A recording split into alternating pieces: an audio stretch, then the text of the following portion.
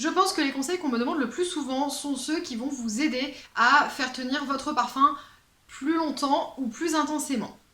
On lit, on entend et on expérimente beaucoup de choses au sujet des matières premières constitutives des parfums.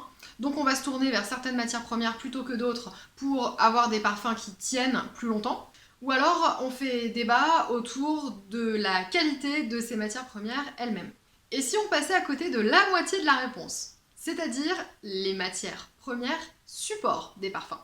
Voici 3 conseils à mon sens très utiles pour améliorer la tenue de son parfum.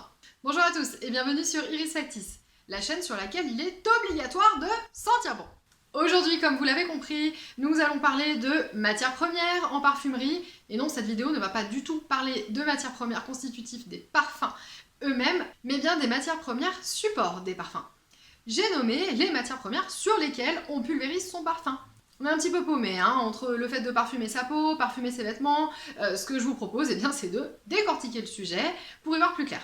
On va commencer par les textiles et il faut savoir que pour améliorer la tenue de son parfum, il y a des matières premières, textiles donc, à privilégier. Et ce sont toutes les matières naturelles, donc comme la laine, le cachemire, la soie, le lin, le coton et puis le cuir.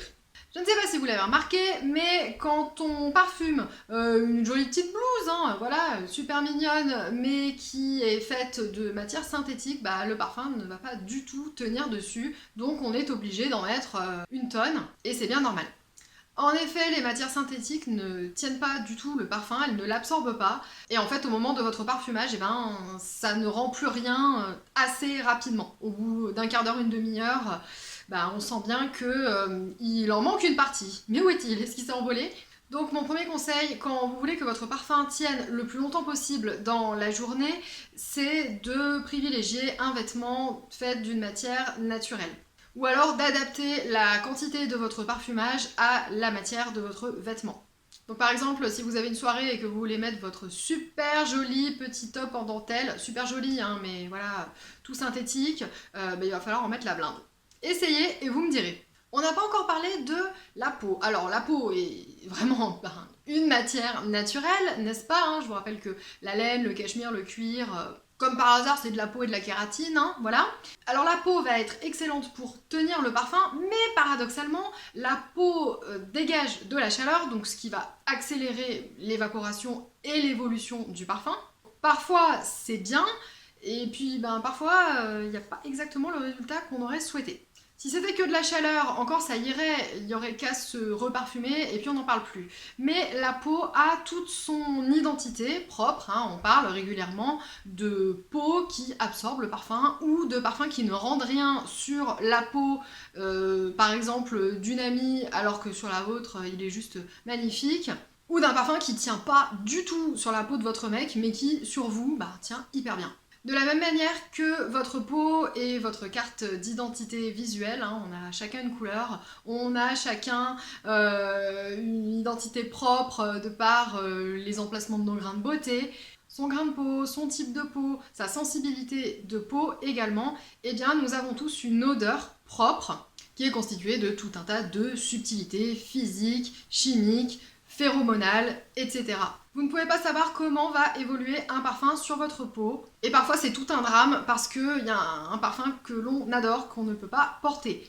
Donc, je vous le conseille très régulièrement dans mes vidéos, mais je le répète, la meilleure des choses à faire, c'est de parfumer dessus-dessous. Donc, vous en donnez un petit peu à tout le monde, vous parfumez votre peau et vous parfumez également vos vêtements. Ainsi, le parfum va pouvoir évoluer plus vite sur votre peau et plus lentement sur vos vêtements si ce sont des vêtements naturels. C'est de cette façon, je trouve, que l'on obtient le meilleur rendu parce qu'on va un petit peu ralentir la progression de la pyramide olfactive sur les vêtements, tandis qu'elle va être un petit peu plus rapide sur la peau. Ah oui, le parfum, c'est tout un art, il faut pas croire. Il y a une dernière matière dont on n'a pas parlé, et oui, ce sont les cheveux, encore de la kératine. Alors, les cheveux, c'est super parce que si vous avez une queue de cheval, votre parfum va danser au rythme de vos cheveux autour de vous. Si vous parfumez la zone qui se situe autour de vos oreilles, vous profitez de votre sillage quand vous tournez la tête. Donc ça concerne les personnes qui peut-être auront les cheveux plus courts. Plus courts que moi, c'est pas difficile. Vivement la fin du confinement! absolument. Alors il y a toujours les avantages et les inconvénients. Sur les cheveux, le parfum tient un petit peu moins. Déjà parce que les zones qui sont proches de votre crâne eh bien, sont chauffées. Et puis parce que les cheveux dansent à l'air et au vent. Donc ça concerne toutes les longueurs. Et forcément, plus le parfum est éventé, moins il va tenir longtemps. Mais quel plaisir de se parfumer partout, dessus, dessous, les cheveux, c'est top. Mon dernier conseil quand vous faites ce genre de choses, oui, le nuage de parfum autour de soi, c'est de faire très attention aux vêtements blancs. Alors là, vous pouvez les tacher, notamment avec les jus assez foncés, donc prudence, ce sont les seules matières pour lesquelles je dirais qu'il faut faire gaffe.